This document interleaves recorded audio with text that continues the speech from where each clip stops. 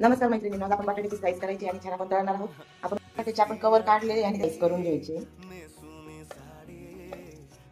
थोडंसं पाणी टाकून आपण हे मिक्स करून घेणार आहोत. आता आपण खूप पातळ पण आणि घट्ट पण असं सैलसर मिक्स करून ठेवले. तर आपण आता मसाला सगळं बटाट्यांना लावून घेऊ. सर्व बटाट्यांना मसाला लावून घेतला आणि 10 मिनिटांसाठी मी ठेवून देणार आहे.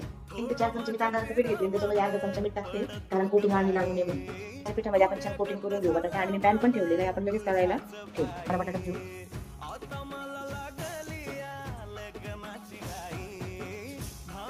आणि 5 मिनिटांसाठी आपण त्याच्यावर झाकण ठेवणार.